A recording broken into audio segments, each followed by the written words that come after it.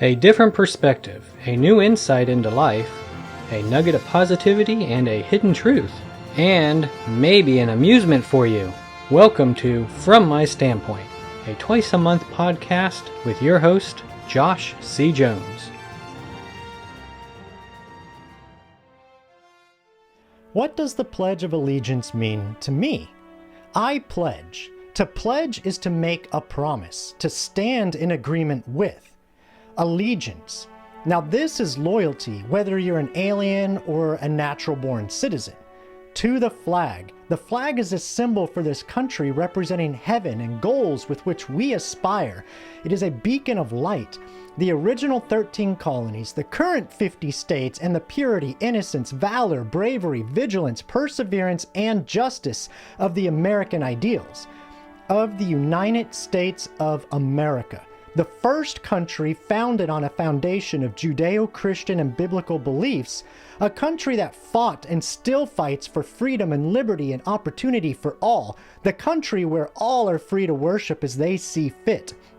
And to the Republic, yes, America was founded as a republic, a representative government ruled by law, that is, the Constitution, for which it stands. It is up to us if it remains standing. As former U.S. President Ronald Reagan once said, freedom is never more than one generation away from extinction.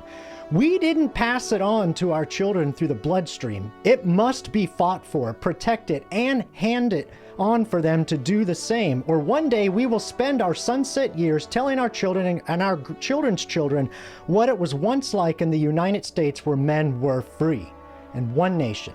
We are all American and we should put our country first. Under God. We were founded by the wisdom and grace of God. Indivisible. Unable to be divided or separated from God, from country, from each other. With liberty and justice for all. Liberty is the responsible use of the freedom and power to live as one pleases, without tyranny or oppression.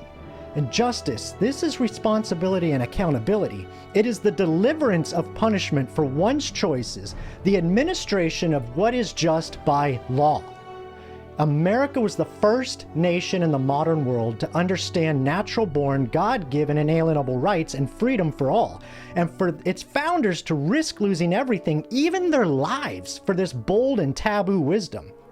America was the first nation to truly guarantee freedom of speech and religion for all citizens. America is unique in its welcoming of immigrants to become citizens of this great nation just by believing in the founding American ideals. And America offers more generosity for struggling nations and poor, distressed, and oppressed people in the world than any other nation.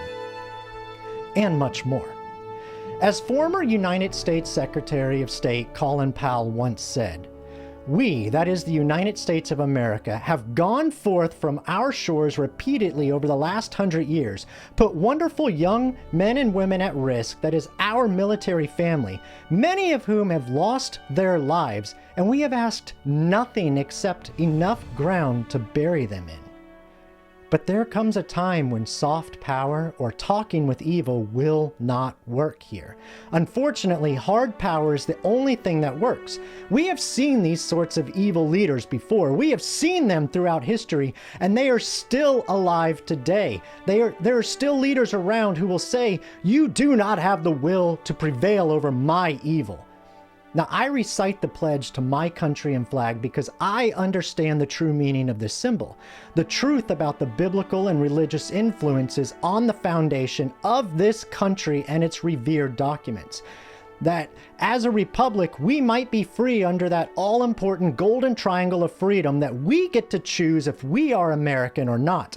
That there is one true God and He has granted such mercy and blessings on this nation and on our lives that united we stand, divided we fall, that liberty means responsibility and accountability, and that mercy may be granted by the person affected, and that it comes from a humble heart by choice. But justice is to be administered to the individual for his own personal choice and actions.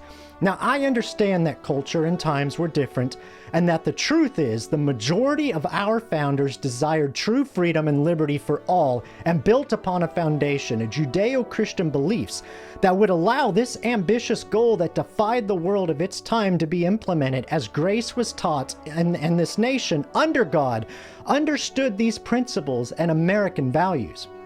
Now, I understand that if justice was truly enacted for all, then we would all be punished, for we have all fallen short. But a nation under God can also choose to enact mercy.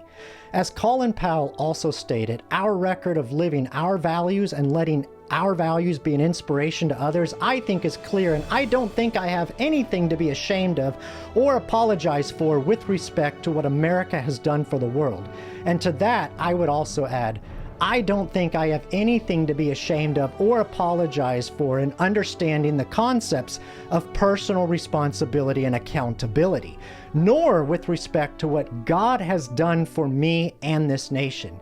And this is why I so proudly stand when I hear the national anthem. I proudly put my hand over my heart and repeat the words, I pledge allegiance to the flag of the United States of America and to the republic for which it stands, one nation, under God, indivisible, with liberty and justice for all. Happy Independence Day, America, and may God continue to show mercy and bless the United States of America.